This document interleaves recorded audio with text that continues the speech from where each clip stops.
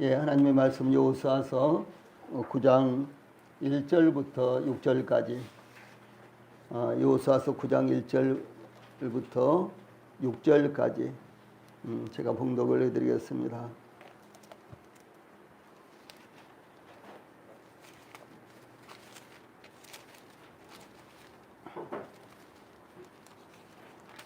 하나님의 말씀 여호수아서 9장 1절부터 6절 말씀까지 제가 봉독을 해드리겠습니다.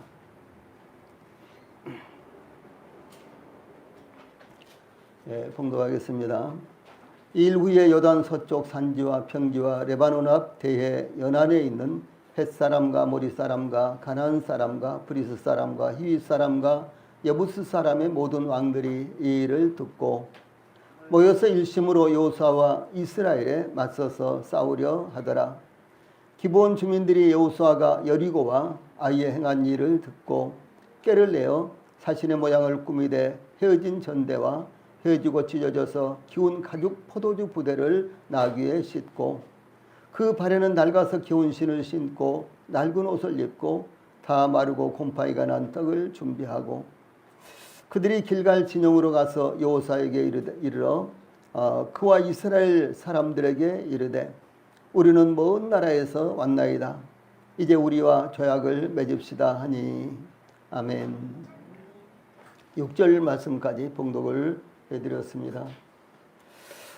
오늘은 여호수아서 9장 1절부터 6절 말씀을 통해서 하나님의 역사에 대한 두 가지 반응, 하나님께서 사역하신 것에 대한 두 가지 반응, 이런 주제로 말씀을 드리는데 다른 표현을 한다면은 하나님의 전파된 복음에 대한 두 가지 반응, 이런 주제로도 이제 대체할 수가 있습니다. 여리고 아이성을 점령한 이스라엘은 가나안 땅 중심부로 진격하여 가나안 7 족속을 남북으로 갈라놓음으로 연합을 봉쇄하고, 그러니까 가나안 땅에 살고 있는 모든 부족들의 민족들의 연합을 봉쇄하고 그 후에 남부를 먼저 점령하고 마지막으로 북부를 점령함으로 가나안 땅을 완전히 점령을 했습니다. 마치 6.25 때 북한군이 낙동강까지 밀고 내려오자 인천 상륙 작전으로 남북을 갈아놓음으로 북한군을 양분시켜서 전쟁을 지속할 수 있는 모든 지원을, 물자들을 차단한 후 남쪽과 북쪽에 있는 북한군을 공격했던 작전과 유사한 작전이었습니다. 가나안 어떤 족속들과도 어떤 죄악도 맺지 말고 모든 족속들을 다 진멸하라는 이 하나님의 엄중한 명령에도 불구하고 이스라엘은 기브온 족속의 속임수에 빠져 화친을 맺는 우를 범함으로 기브온 족속을 이스라엘 가운데 거하게 하는 실수를 저질렀던 것이 본장 바로 여호수아서 9장에 나타나고 있습니다. 이스라엘이 기브온 족속의 속임수에 빠져 화친을 맺게 된 것은 여호수아와 갈렙과 대제사장 엘르아살과 같은 영적으로 뛰어난 믿음의 사람들로서도 막지 못한 사건이었습니다. 참 중요한 것이죠. 여호수아는 어떤 인물입니까? 또 갈렙은 어떤 인물입니까? 그리고 대제사장 아론을 이어서 대제사장이 된 엘르아살은 또 어떤 인물입니까? 그런데 이런 그야말로 영적으로 아주 출중한 인물들이 있는데도 불구하고 이스라엘의 이 실수를 사전에 막지 못했다라고 하는 사실입니다. 이스라엘이 기브온 족속과 화친을 맺은 것은 오늘날 사탄의 속임수와 기만 작전 속에서 세상과 싸워야 하는 이 저희들에게 교훈하신 바가 무엇인지 이제 참고를 해보도록 하겠습니다. 이 본문 말씀 여호수아서 9장은 제가 여러 번에 걸쳐서 강의를 해드릴 것입니다. 이 본문을 통해서 제일 먼저 그러면 이 가나안 족속들, 이 가나안 사람들은 어떤 사람들인가? 그래서 이 대적들의 다양성에 대해서 참고를 하겠습니다. 여기 여호수아서 9장은 2일 후에라고 이렇게 시작을 하죠. 2일 후에. 그런데 이스라엘이 여호수아의 인도로 아이성을 점령하고 에발산에 제단을 쌓고 그리심산과 에발산에서 축복과 저주의 모든 율법을 낭독함으로 하나님과의 언약을 굳게 했던 것을 가리켜서 여기에서 2일 후에라고 이렇게 언급을 합니다. 이 성경은 그리심산과 에발산에서 일어난 일을 묘사한 직후에 가나안 왕들이 여호수아와 이스라엘과 싸우기 위해서 동맹을 맺은 사실을 기록한 것은 이 사탄과 세상은 하나님의 뜻을 따라서 살려고 하는 하나님의 백성들을 적대시하며 대항하는 것을 의미하는 것입니다. 이스라엘은 에발산에 제단을 쌓았고 그 돌들 위에 모세가 기록한 율법을 이스라엘 목전에서 기록한 것은 여호와의 율법이 가나안 땅에 율법이 되었다는 것을 선포한 것입니다. 그런데 하나님의 율법이 선포되자 가나안 7족속은 하나님의 백성 이스라엘을 상대로 공동 전선을 형성하고 대항하기로 연합을 했다라고 하는 것입니다. 그래서 우리 성도들 가운데 혹은 또 여러분들 가운데는요, 모처럼 교회에 나오기 시작했는데 좋지 않은 일이 생겼다, 이런 분들이 있어요. 그렇죠? 제가 상당히 오랫동안 사귀었던 한 개인 택시 운전기사, 아마 우리 성도들 가운데는 기억하시는 분들이 계실 거예요. 여러 번 제가 그분과 이제 만남을 갖고, 그분은 이 아주 가족들 그리고 부모 할아버지까지요, 기독교 이런 집안인데, 그런데 이분은 교회를 안 다니세요. 그래서 제가 아주 여러 번 이제 만남을 갖고요. 그래서 이제 우리 교회로 인도를 했는데, 이제 주일날만 간신히 이렇게 나오셨죠. 그런데 어느 날 운전을 하다가요, 여기 우이교 앞에서 사고를 만났어요. 평상시 같으면 전혀 사고를 낼 만한 그런 자리도 아닌데 무엇을 생각했는지 신호가 빨간 신호인데 자기가 가고 있더라는 거예요. 그런데 우이천 그 직전에, 거기 이제 우이천 건너오기 직전에 횡단보도가 한 군데만 있잖아요. 양쪽에 일반적으로 이제 네거리면 이 사방에 이렇게 있는데 거기는 3군데만 있습니다. 큰 도로에는 쌍문역 쪽에만 이제 횡단보도가 있죠. 근데 그 횡단보도를 건너오는 행위를 친 거예요. 그래서 아주 어렵게 일이 풀린 적이 있습니다.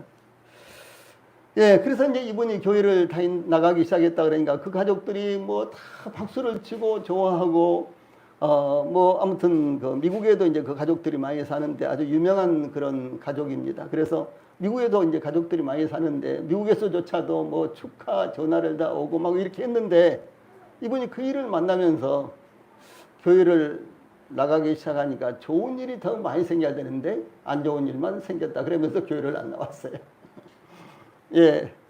여러분 참 중요한 것입니다.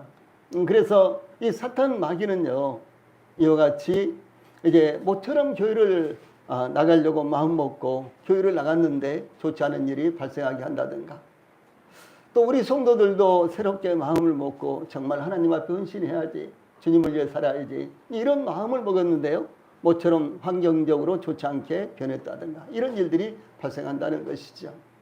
여러분 미리 이런 이야기를요 들어주시면 좋습니다. 여기 사례도 마찬가지예요. 여기도 동일하게 그렇습니다. 그리심산과 에발산에서 그들이 율법을 이제 통해서 다짐을 하고, 또 뿐만 아니라 에발산에 제단을 쌓고 이 거대한 이제 영적인 이와 같은 사역을 했는데, 그런데도 불구하고 그 직후에 오히려 이 가나안 7족속들이 모여서 연합을 해가지고 이스라엘을 공격하자라고 이렇게 했다라고 하는 사실이죠. 그때 이제 길갈 진영에서 출전하려고 하는 이스라엘과 여호수아를 향해서, 여기 1절과 2절에 보면요, 요단 서쪽 산지와 평지와 레바논 앞태에 연안에 있는 헷 사람과 아모리 사람과 가나안 사람과 브리스 사람과 히윗 사람과 예부스 사람의 모든 왕들이 이 일을 듣고 모여서 일심으로 여호수아와 이스라엘에 맞서서 싸우려 하더라라고, 이렇게 이스라엘이 점령해야 되는 가나안 족속들이 이스라엘을 대항하여 싸우기 위해서 동맹을 맺고 준비했다라고 하는 사실이죠. 이것은 이스라엘 백성들이요, 요단강을 건넌 후에 이런 사례는 일어나지 않았습니다. 이스라엘 백성들이 제일 첫 번째 되는 여리고성을 공격할 때도요, 여리고성을 꼭꼭 문을 잡고요, 성문을 잠그고 꿈쩍도 않고 있었습니다. 아이성도 마찬가지였습니다. 그런데 여리고성을 이제 공격을 하고 그 다음에 여리고성을 이제 완전히 진멸시키고 아이성도 함락시킨 다음에 이제 그들은 이제 새롭게 가나안 전쟁을 이제 시작해야 되기 때문에 그들이 한 곳에 모여서 이렇게 하나님 앞에서 다짐을 하고 하나님 앞에 제사를 지내고 율법을 이제 낭독함으로 말미암아 하나님의 은혜를 새롭게 이렇게 하고요. 이렇게 했는데 바로 그 직후에 오히려 가나안 7족속이 연합을 해서 이스라엘을 공격에 오기 위해서 준비를 하고 있다라고 하는 사실입니다. 그래서 저희들의 신앙생활 가운데서도 사탄이 이 마귀가요 자주 이와 같은 모습으로 나타나기도 한다고 하는 사실이죠. 그런데 이런 상황을 우리가 이기지 못할 때는 사탄에 패배하게 되고요. 그리고 신앙의 능력을 발휘를 못하게 된다라고 하는 사실입니다. 네, 이스라엘에게 있어서도 지금까지의 전쟁은 성읍단이었습니다. 네, 그런데 이제는 거대한 영토와 광활한 지역의 가나안 족속들이 이스라엘과 대항하기 위해서 연합하여 맞서고 있습니다. 지금까지는 이스라엘이 공격하였고 여리고와 아이성은 이스라엘의 공격을 막기 위해서 방어만 하고 있었습니다. 예, 아이성은 이스라엘의 공격이 실패하자 이스라엘을 공격했던 사례였습니다.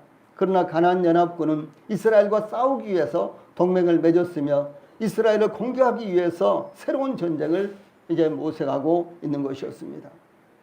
여리고와 아이 성읍과는 달리 방어 자세만 취한 것이 아니라 공격적인 태도를 취했다. 이것이 아주 중요한 사안이었습니다. 가나안 7족속들의 거주지에 대해서 요단 서쪽 산지와 평지와 레바논 앞 대의 연안 이렇게 이제 말하고 있는데 이것은 가나안 땅에 골고루 7족속이 분포되어 살고 있다는 것을 의미합니다.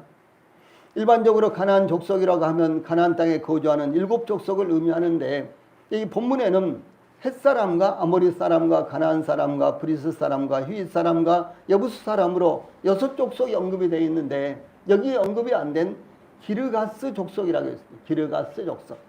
이것이 여호수아서 3장 10절 24장 11절에 나타나는데 그 기르가스 족속을 포함해서 모두 다 가나안 통상적으로 가나안 7족속 이렇게 부르는 것입니다.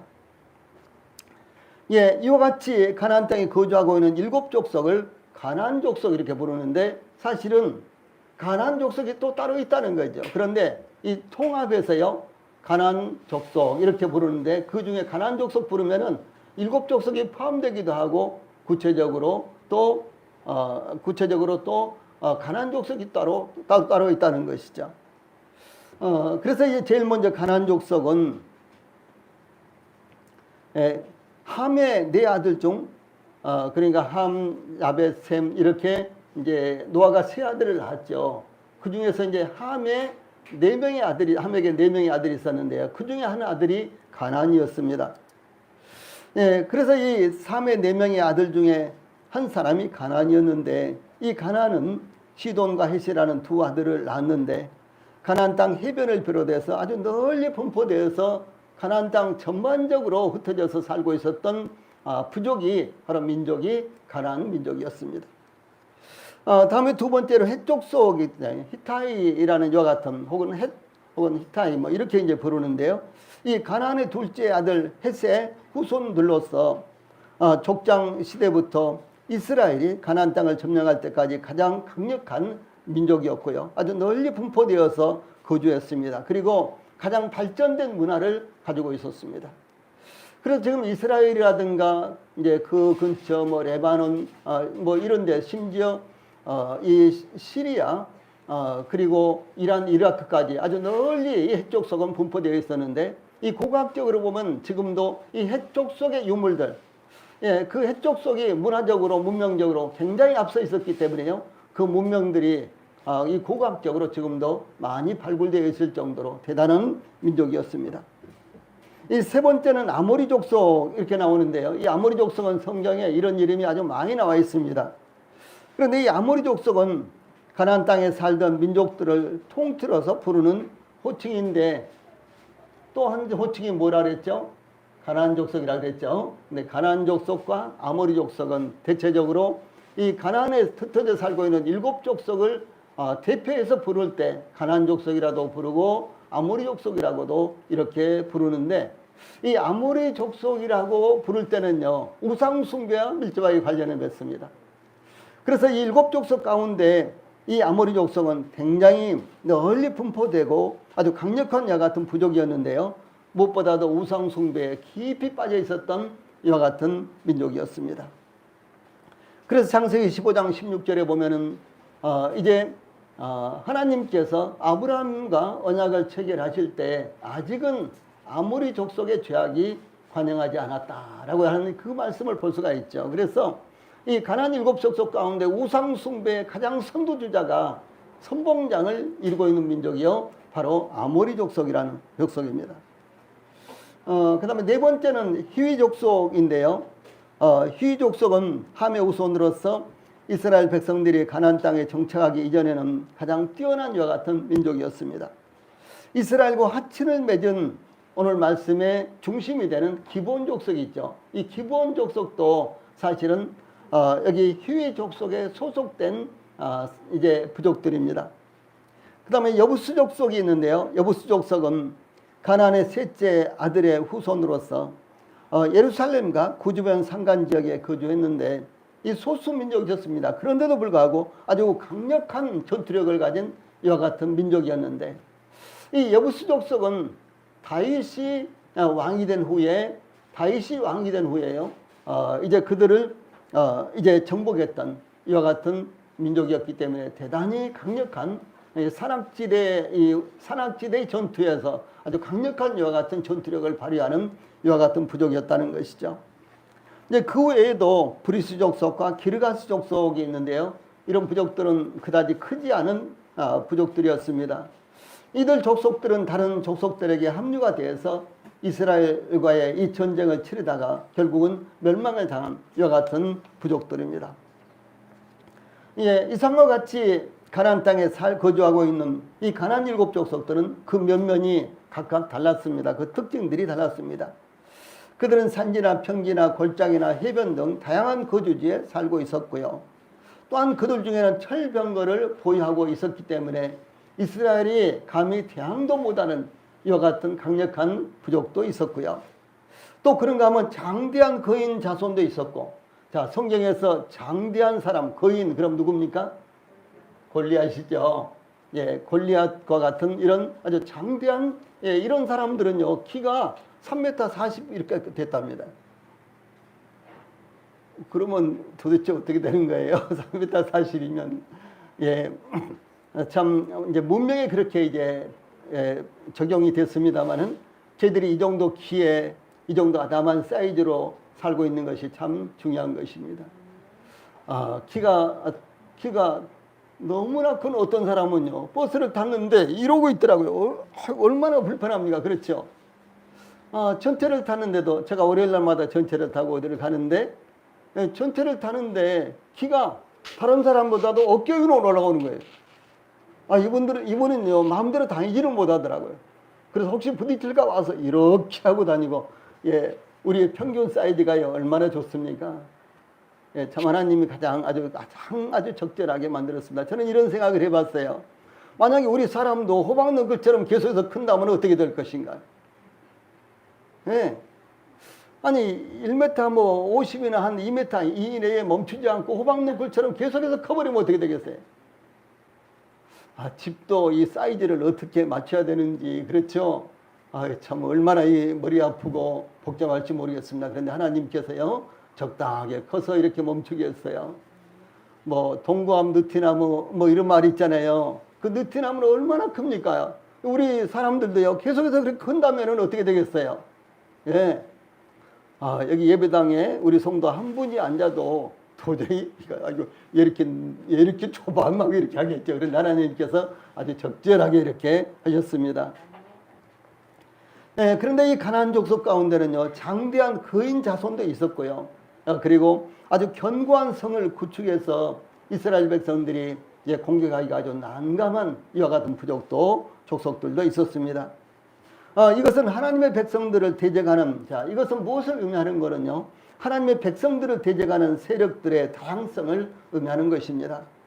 하나님의 백성들은 언제나 한 가지만으로 공격을 받는 것이 아닙니다. 우리 성도들이 뭐 때문에, 한 가지 때문에 항상 미혹을 받고 미혹을 받는 게 아니잖아요. 이곳에 가면 그것 때문에 미혹을 받고, 저곳에 가면 저것 때문에 미혹을 받고, 또 어떤 분하고 또 대화를 하다 보면 또 다른 것 때문에 또 미혹을 받고, 그렇죠. 그래서 이스라엘 백성들이 공격을 받는 것도 아주 다양한 공격을 받는다. 또 우리 성도들도 마찬가지라고 이렇게 마찬가지라는 것을 말하는 것입니다. 그러면 가나안 족속이 가나안 족속이 상징하는 것은 무엇일까요? 가나안 족속은 저희들 마음에 또 한 가지의 성품이 있는데요. 영성 말고 또 한 가지 성품이 있는데 육신이라는 것이 있습니다.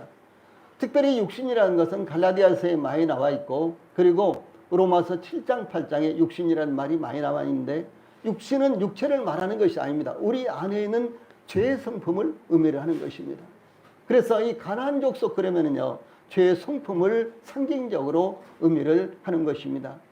그래서 이 가나안 족속을 쭉 성경에서 살펴보면 우리 안에 있는 이 죄의 성품인 육신과 얼마나 똑같은지요. 예, 그런 모습을 가나안 족속이 나타내고 있다는 것이죠. 이 사도 바울은 갈라디아서 5장 19절로 21절에서 이렇게 말합니다. 육체의 일은 분명하니, 구번역은 현재하니 그렇게 되어 있었죠. 육체의 일은 분명하니 곧 음행과 더러운 것과 호색과 우상 숭배와 주술과 원수 맺는 것과 분쟁과 시기와 분냄과 당짓는 것과 분열함과 이단과 투기와 술 취함과 방탕함과 또 그와 같은 것들이라. 저는 너희에게 경계한 것 같이 경계하노니 이런 일을 하는 자들은 하나님의 나라를 유업으로 받지 못할 것이라고 이렇게 증가하고 있죠. 그런데 이 가나안 족속의 특징, 우리 안에 있는 육신의 특징이 바로 이와 같은 것들이다라고 하는 것입니다. 온갖 종류의 영적인 대적들은 지극히 세련되고 고상한 것들과 그런 것만 있는 것이 아니라요, 아주 저급하고 추잡한 것들에 이르기까지 다양합니다. 그래서 이와 같은 것들을 가지고요, 우리 하나님의 백성들을 공격하고 있다라고 하는 것입니다. 이와 같이 사탄과 세상은 다양한 무기와 세력으로 하나님의 백성들을 공격하고 있다라고 하는 사실을 우리 성도들이 잊지 않기를 바랍니다. 본문 2절 말씀을 통해서 이 대적들의 공동 목표가 무엇이냐, 그러니까 이스라엘 백성들을 이 공격하는 이 가나안 7족속의 공동 목표, 다른 말로 하면 세상과 사탄이 우리 성도들과 하나님의 교회를 공격하는데요, 그 공격 목표가 무엇인가라고 하는 것입니다. 이 모든 왕들이 이 소식을 듣고, 이 일을 듣고, 1절 후반부에 이런 말씀이 나오죠. 모든 왕들이 이 일을 듣고. 이 말씀은 가나안 족속의 왕들이 하나님께서 이스라엘에게 베푸신 소식을 듣고 모여서 연합하여 일심으로 여호수아와 이스라엘에 맞서서 싸우려 하더라 라는 이와 같은 말씀은 참 중요한 의미가 있습니다. 여리고의 기생 라합은 이스라엘이 파견한 두 정탐꾼들에게 여리고 백성들이 이 일을 듣고, 하나님께서 이스라엘 백성들을 위해서 행하신 그 일을 듣고 나서 여호와께서 이 땅을 너에게 주신 줄을 내가 아노라. 우리가 너희를 심히 두려워하고 이 땅 주민들이 다 너희 앞에서 간담이 녹나니, 이는 너희가 애굽에서 나올 때에 여호와께서 너희 앞에서 홍해물을 마르게 하신 일과 너희가 요단 저쪽에 있는 아모리 사람의 두 왕 시온과 옥에게 행한 일 곧 그들을 전멸시킨 일을 우리가 들었음이니라. 우리가 듣자 곧 마음이 녹았고 너희로 말미암아 사람이 정신을 잃었나니, 너희 하나님 여호와는 위로는 하늘에서도 아래로는 땅에서도 하나님이시니라 라고 가나안 족속들의 상황을 설명을 했습니다. 여기에서요, 이 일을 듣고, 이것은 복음을 듣고 하나님의 말씀을 듣고, 그런 의미입니다. 우리가 복음을 전하는 분들이 우리가 전하는 복음의 말씀을 듣고, 혹은 또 우리 성도들이 오늘 이 시간 하나님의 말씀을 듣고 어떻게 반응하느냐라고 하는 사실입니다. 굉장히 중요한 거예요. 말씀 참 재밌었다, 내지는 좋았다, 시간이 가는 줄도 몰랐다, 아이고 오늘 말씀은 너무 힘들었다, 지루했다, 뭐 여러 가지로 평가를 할 수가 있겠죠. 내색을 하지 않아도 우리 성도들 각자가 다른 표현을 할 수가 있습니다. 그런데 중요한 것은요, 똑같은 말씀을 듣고 나는 어떻게 반응을 하고 있는가라는 사실을 말씀을 하는 것입니다. 예, 또한 이스라엘이 요단강을 건넌 후에 가나안 일곱 족속들은 이스라엘에 대해서요 이 일을 듣고, 그러니까 이스라엘 백성들을 위해서 하나님께서 역사하신 것을 듣고, 이 가나안 일곱 족속들은 요단 서쪽의 아모리 사람의 모든 왕들과 해변의 가나안 사람의 모든 왕들이 여호와께서 요단물을 이스라엘 자손들 앞에서 말리시고 우리를 건너게 하셨음을 듣고 마음이 녹았고 이스라엘 자손들 때문에 정신을 잃었다. 여호수아서 5장 1절에 이렇게 증가하고 있습니다. 예, 하나님께서 이스라엘에게 베푸신 놀라운 소식을 듣자 싸울 엄두도 내지 못하고 있었다는 것을 의미를 합니다. 예, 그런데 이 일을 듣고 지금까지 그들은 이스라엘과 맞서 싸우려고 엄두조차도 내지 못하고 떨고 있었는데, 예, 그런데 가나안 일곱 족속이 이스라엘과 맞서 싸우기 위해서 연합하게 된 이유가 무엇이냐라고 하는 사실입니다.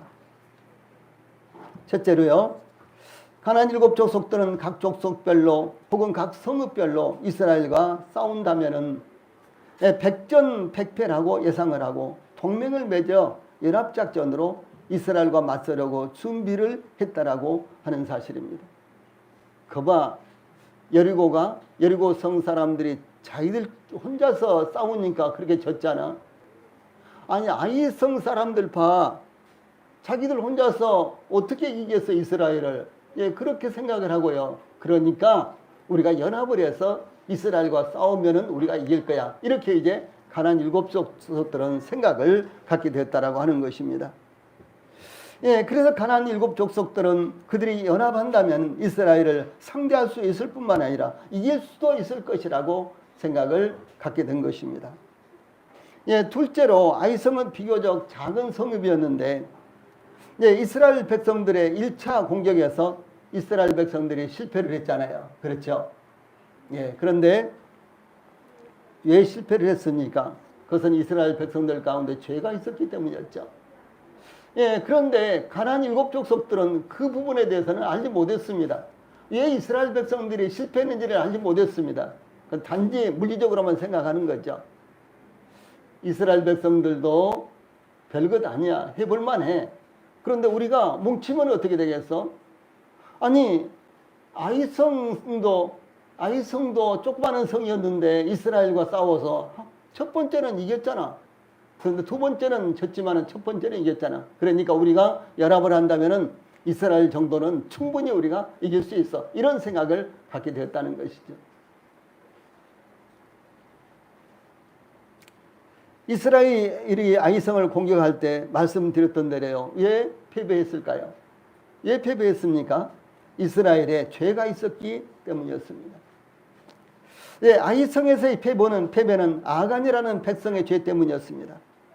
하나님께서 이스라엘 가운데 역사하실 때 가나안 일곱 족속들은 마음이 녹아 싸울 엄두도 내지 못했습니다. 그러나 이스라엘이 죄로 인해서 패배하자 가나안 일곱 족속은 용기를 내고 담대함을 얻어 이스라엘을 공격하기 위해서 연합한 것입니다.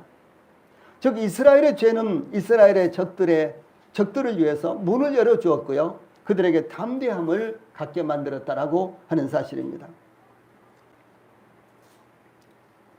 이것이 영적 싸움을 싸우기 위해서 무엇이 먼저며 중요한 것인가를 교훈하는 것입니다. 이스라엘이 요단강을 건넌 후에 제일 먼저 할 일을 실행하며 유월절을 지키는 일을 했는데요. 이스라엘 백성들이 요단강을 건넌 후에 길갈에 진을 쳤죠. 그 길갈에서 제일 먼저 했던 것이 할 일을 행하고 그 다음에 유월절을 지켰습니다. 그런데 이 할 일을 실행했던 것은 이스라엘이 하나님의 백성, 하나님의 약속의 백성이라는 이 정체성을 확립하는 것이었습니다. 이스라엘 백성들에게 할 일, 그건 무엇입니까? 이것은 그들이 이스라엘 백성, 바로 하나님의 백성이라는 정체성이었습니다. 예, 그것을 먼저 확립을 했고요. 그 다음에 유월절을 지켰던 것은 이스라엘이 하나님의 은혜 가운데 있다는 것. 그들의 수단이나 방법이나 힘이나 지혜가 아니라 그들이 하나님의 은혜 안에 있는 백성이라는 것. 그래서 그들의 입지를 확립해 주는 것이었습니다. 참 중요한 것이었습니다. 그래서 이 가나안 전쟁을 치르기 전에 제일 먼저 하나님께서요, 이스라엘 백성들에게 할 일을 행하라. 그 다음에 유월절을 지키라라고 이렇게 명령을 하셨던 것입니다.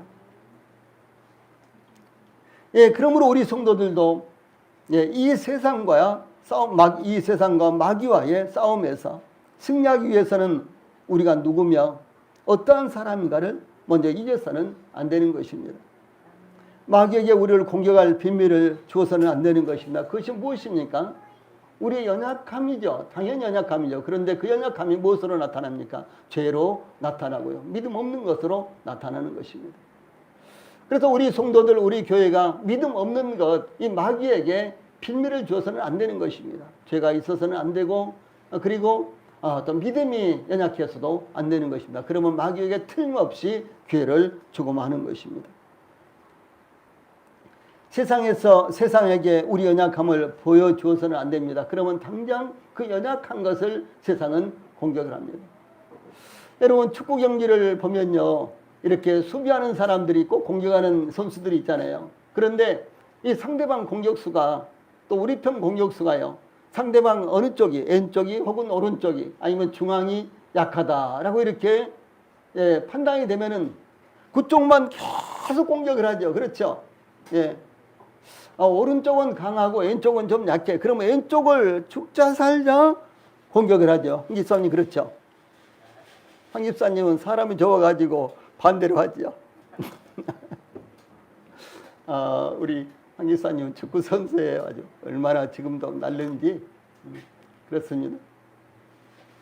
예, 상대방의 약점을 집요하게 파고들어서 공격을 한다는 거죠. 사탄 마귀가 바로 그렇게 하는 것입니다. 예, 우리는 만주의 주요 지극히 높으신 하나님을 믿는 하나님의 백성이라는 것을 보여주어야 하는 것입니다. 가나안 7족속은 거주하는 지역이나 섬기는 신들이 일정하지 않았지만, 그렇죠, 그들은 여러 곳에 분포해서 살았다 그랬죠. 실제로는 이 팔레스타인 그 가나안 이 땅에서만 그들이 살고 있었던 것이 아니라 말씀드린 대로요, 아모리 족속 같은 데는 요단강 동쪽에도 많이 분포돼서 살았어요. 헷 족속은 저 헤르몬 사이라든가 그 너머까지도 이렇게 분포돼서 살았습니다. 그래서 이 헷 족속, 이 히타이트 족속과요, 아모리 족속은 대단히 광범위한 지역까지 흩어져서 살았습니다. 그런데 그러다 보니까요, 그들이 섬기는 신들도 각기 달랐습니다.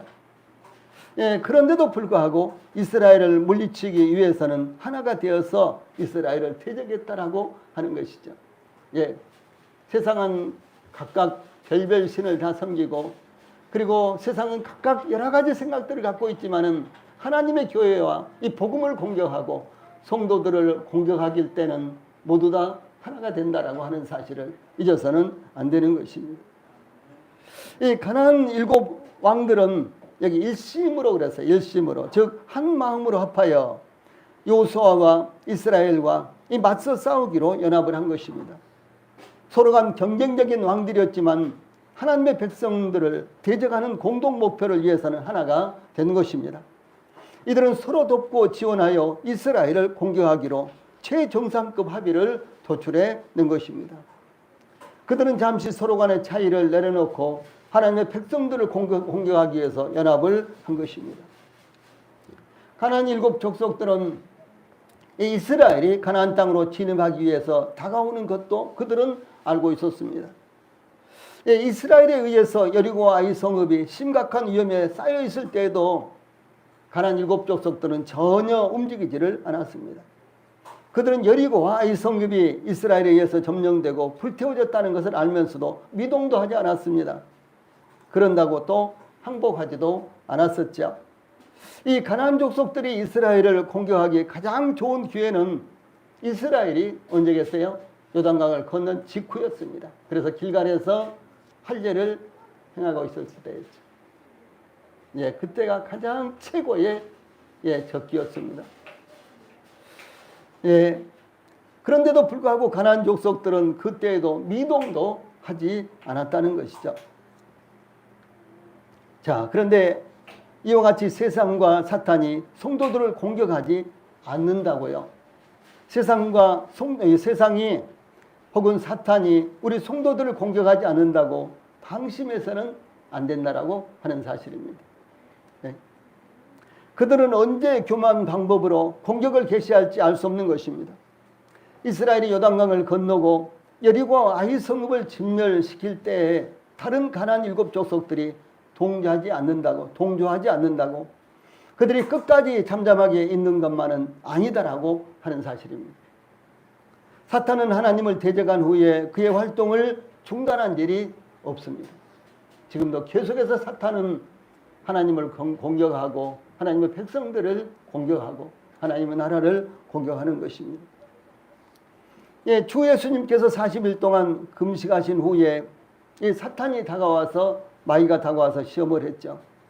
그런데 마귀는 3번 예수님을 시험했지만 3번 다 보기 좋게 참패를 당했습니다. 그리고 예, 누가복음 4장 13절에 보면 얼마 동안 예수님을 떠났다라고 합니다. 얼마 동안이에요. 얼마 동안요. 예. 그래서 저희들이 사탄의 공격을 받지 않는 기간이 얼마 동안이라는 것입니다. 얼마 동안. 그래서 사탄은 얼마 동안 공격을 하지 않을지라도 공격을 아예 멈추거나 중단하는 것이 아니라 예, 기회를 엿보고 있다라고 하는 사실입니다.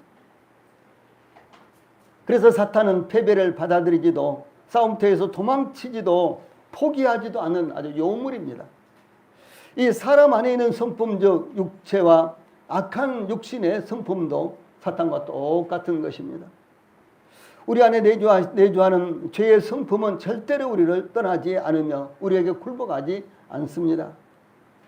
한 가지 죄를 범하고 마음 아파서 하나님 앞에 회개하고 그리고 깨끗함을 받고 다시 하나님 앞에 서지만 또 나도 모르는 사이에 똑같은 죄를 범할 수도 있다라고 하는 사실이죠. 예. 여러분 자녀들을 기르면서 보세요. 예, 한번 야단을 치면 절대로 하지 않겠다고 했지만 돌아서서 또 하지 않습니다. 예, 마찬가지입니다. 저희들도 똑같이 영적으로요 마찬가지 상태입니다. 그러므로 하나님의 말씀과 성령의 능력으로 단호하게 육신적인 것들을 배격해야 되는 것입니다.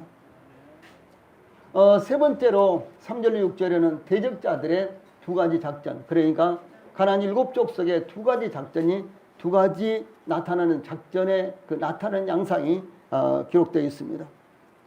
예, 가나안 7 족속들은 하나님께서 이스라엘을 위해서 베푸신 것을 듣자 연합작전으로 이스라엘을 공격하기 위해서 단결을 했습니다. 그런데 기브온 주민들은 이스라엘에 대한 동일한 소식을 듣자 이스라엘과 화친하기 위해서 수단과 방법을 가리지 않았다라고 하는 것입니다. 가나안 7 족속들은 하나가 돼서 뭉쳐가지고 이스라엘을 공격하려고 했고요. 그 중에 기브온 족속들은 우리가 싸워봐야 필패다라고 생각을 하고요. 그들은 이스라엘과 화친을 하려고 했던 이와 같이 2가지 양상으로 나타났다고 하는 것이죠.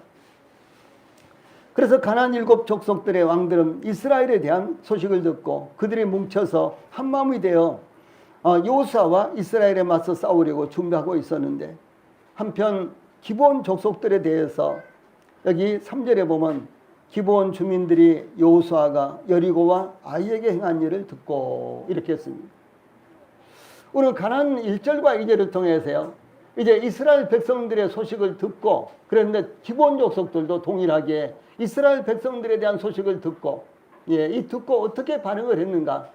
한쪽에서는 이제 뭉쳐가지고 이스라엘을 공격하자라고 했고요. 한쪽에서는 우리가 아무리 그래도 이스라엘을 이길 수가 없어.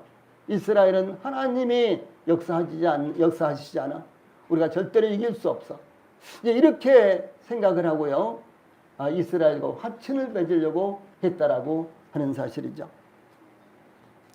그래서 기브온 주민들은 가나안 7 족속의 왕들과는 달리 이스라엘과 화친하기 위해서 즉 전쟁을 하면 패배할 수밖에 없다라고 하는 이와 같은 생각에 꾀를 내어서 즉 속임수를 써서라도 이스라엘과 화친하려고 특사를 파견한 것입니다. 기브온 거민이 속임수를 써서라도 이스라엘과 화친하고자 했던 것은 여리고와 아이 성읍에서 일어났던 일이 그들에게도 되풀이 될 것이라고 그들이 생각을 했기 때문인 것입니다. 예, 그러므로 기브온 족속들은 이 기브온 주민들은 이스라엘의 사신을 파견하여 꾀를 내어서 멀리 떨어진 곳에서 오랫동안 이스라엘을 찾아온 것처럼, 오랫동안 여행을 해서 이스라엘을 찾아온 것처럼 사신들의 행색을 꾸미고 이스라엘의 길갈진에 이르러서 헤어진 전대와 헤어지고 찢어져서 기운 가죽 포도주 부대를 나귀에 싣고, 그 발에는 낡아서 기운 신을 신고 낡은 옷을 입고 다 마르고 곰팡이가 난 떡을 준비하고, 그들이 길갈 진영으로 가서 여호수아에게 이르되 그와 이스라엘 사람들에게 이르되, 여호수아에게 이르러 그와 이스라엘 사람들에게 이르되 우리는 먼 나라에서 왔나이다. 이제 우리와 조약을 맺읍시다 하라고 이렇게 요청을 한 것입니다. 기본 주민들은 가나안 땅 도처에 흩어져서 살고 있는 휘 족속 중의 일부입니다. 그래서 기본이라는 이 주민들은요, 주변에 많은 성읍을 두고 있는 왕도로서, 그러니까 큰 성읍이었다는 거죠. 왕이 다스리는 큰 성읍이었습니다. 그런데 그들은 예루살렘 북서쪽 10km 지점에 위치한 가나안 중부의 중요한 성읍이었습니다. 그래서 여리고에서도 멀지 않고 아이에서도 멀지 않고 심지어 이스라엘 백성들이 진을 치고 있는 길갈에서도 멀지 않은 곳에 있는 주민들이었다는 게 사실이죠. 그런데 그들이 와서요, 그들이 이제 여호수아와 이스라엘 백성들에게 찾아와서 우리는 아주 먼 곳에 있는 나라입니다, 이렇게 이야기를 한 것입니다. 이들은 결국은 이들이 찾아오고 있었던 이 기본이라는 지역은 베냐민 지파의 분배가 됐고, 그리고 나중에는 레위 지파의 성읍으로 이제 구분이 되었습니다. 기브온 주민들은 남루한 행색으로 이스라엘을 찾아와 화친을 맺으려고 했던 이유가 필경은 이스라엘에게 정복당하여 여리고와 아이성과 같이 멸망을 당하게 될 것이라고 예상했기 때문입니다. 그들은 휘 족속으로 가나안 7족속들의 왕들이 이스라엘을 공격하기 위해서 연합군을 조직할 때 그들도 동맹하자는 제의를 틀림없이 받았을 것입니다. 그러나 기본 주민들은 가나안 7족속의 제의를 뿌리치고 이스라엘과 화친하기 위해서 꾀를 냈다라고 하는 것입니다. 가나안 7족속들이 동맹을 맺어 이스라엘을 대적한다고 하더라도 필경은 패배할 것이라고 예상했기 때문입니다. 이와 같이 예수님을 영접하지 않는다면, 구원받지 못한다면 필경은 멸망당하게 될 것을 예상하고 예수님을 구주로 영접을 해야 되는 것입니다. 지금은 전혀 알 수가 없죠. 성경을 믿지 않는 분들은 전혀 알 수가 없습니다. 그러나 이제 예수님을 영접하지 않는 분들은 영원한 멸망을 당할 것이라고 성경은 분명하게 증거하고 있는 것입니다. 기본 족속들은 가나안 땅의 모든 족속들을 남김없이 진멸시키라는 하나님의 명령을 알고 있었습니다. 기본 사신들은 여호수아에게 당신의 하나님 여호와께서 그의 종 모세에게 명령하사 이 땅을 다 당신에게 주고 이 땅의 모든 주민을 당신들 앞에서 멸하라 하신 것이 당신의 종들에게 분명히 들림으로 당신들로 말미암아 우리의 목숨을 잃을까 심히 두려워하여 이같이 하였나이다. 이 사절에 보면 그들이 변장하고 속이고 그리고 거짓으로 와서 이렇게 이야기한 이유를 이렇게 말하는 것입니다.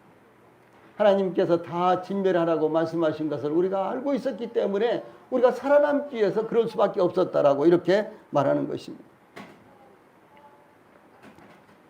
하나님께서 가나안에서 멀리 떨어져 있는 성읍에 대해서는 화친을 맺어도 좋지만은 가증한 죄악으로 인해서 이미 진멸의 대상이 된 가나안 7족속과는 어떤 방식으로든지 타협해서는 안 되었고요. 오직 하나님의 공의를 위해서 완전히 진멸하도록 멸절하도록 이렇게 지시했습니다. 그래서 출애굽기 34장 12절에 보면 너는 스스로 삼가 내가 들어가는 땅의 주민과 언약을 세우지 말라. 그것이 너희에게 올무가 될까 하노라. 이렇게 말씀하셨고요. 자, 그 다음에 신명기 20장 16절로 18절 말씀, 자, 우리 같이 읽어봅시다. 시작. 오직 내 하나님 여호와께서 내게 기업으로 주시는 이 민족들의 성읍에서는 호흡 있는 자를 하나도 살리지 말지니 내가 진멸하되 내 하나님 여호와께서 내게 명령하신 대로 하라. 이는 그들이 그 신들에게 행하는 모든 가증한 일을 너희에게 가르쳐 본받게 하여 너희가 너희의 하나님 여호와께 범죄하게 할까 함이니라. 이렇게 기록되어 있습니다. 기브온 주민들이 여호수아가 여리고와 아이에게 행한 일을 듣고, 이게 3절 말씀이죠. 그래서 이 화친을 맺기 위해서 사신들을 보냈다라고 하는 것입니다. 그러므로 기브온 주민들이 보낸 사신들은 먼 곳에서 온 것처럼 꾸미고 이스라엘과 여호수아 앞에 나왔어요. 그와 이스라엘 사람들에게 이르되 우리는 먼 나라에서 왔나이다. 이제 우리와 죄악을 맺읍시다라고 이렇게 제의했습니다. 그래서 당신들이 이 땅을 점령하고 살아가는데 우리는 아무런 관련도 없이 아주 먼 곳에 사니까 우리와는 화친하고 우리와는 평화조약을 체결하고 같이 사는 것이 아무런 문제가 없습니다. 이렇게 이제 제의를 했다는 것이죠. 그래서 6절에 보면 그와 이스라엘 사람들에게 이르되 우리는 먼 나라에서 왔나이다. 그러므로 우리와 죄악을 맺읍시다라고 이렇게 제의를 한 것입니다. 기브온 사람들은 그들이 살아남기 위해서는, 그들이 생명을 구하기 위해서는 그 길만이 불가피하며 유일한 길이라는 것을 깨달은 것이었습니다. 그러므로 그들은 살아남기 위해, 그들은 생명을 구하기 위해서 위장하고 거짓으로 꾸미고 이스라엘이 속아 넘어가도록 쇼를 부린 것이었습니다. 그것만이 살 길이었기 때문이었습니다. 그러면 중요한 것이요. 그러면 우리의 살 길은 무엇일까요? 우리의 살 길은 무엇입니까? 기본 족속들이 살아남을 수 있는 길은 오직 어떻게 해서든지 심지어 속임수를 쓰고 위장을 하고 거짓말을 하더라도 이스라엘과 화친을 맺는 것이었습니다. 그렇다면 오늘 이곳에 계신 우리 성도들, 그리고 저희들이 살아남을 수 있는 길은 무엇이 되겠습니까?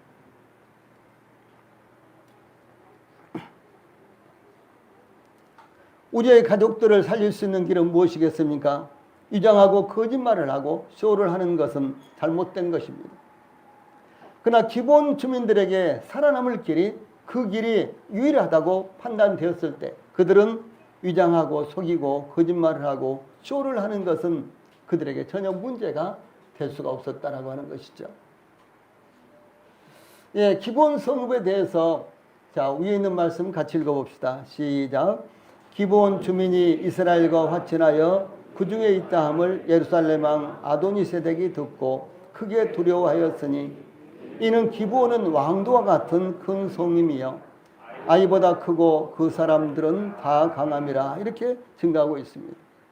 이 말씀은 시사하는 바가 굉장히 큽니다. 기브온은 작은 성읍이 아니었습니다. 그들은 다 강한 부족이었으며 수가 적었기 때문에 이스라엘과 화친을 하려고 속임수까지 쓴 것이 아니었다라고 하는 것입니다. 그런데도 이스라엘에게 굴복되었던 것은 하나님께서 이스라엘을 위해서 역사하신 것을 그들이 들었기 때문에,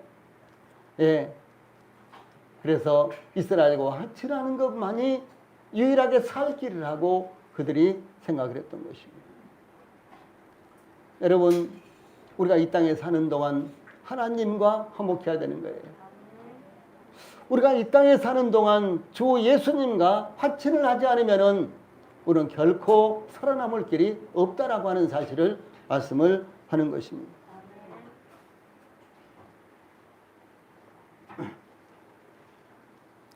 야곱의 아들들이 세겜 족속을 다 죽이고 디나 사건, 야곱의 딸 디나 사건 때문에 그랬죠. 야곱의 아들들이 세겜 족속들을 속임수로 다 죽이고 이 성을 약탈함으로 야곱은 오히려 위기에 처하게 되었습니다.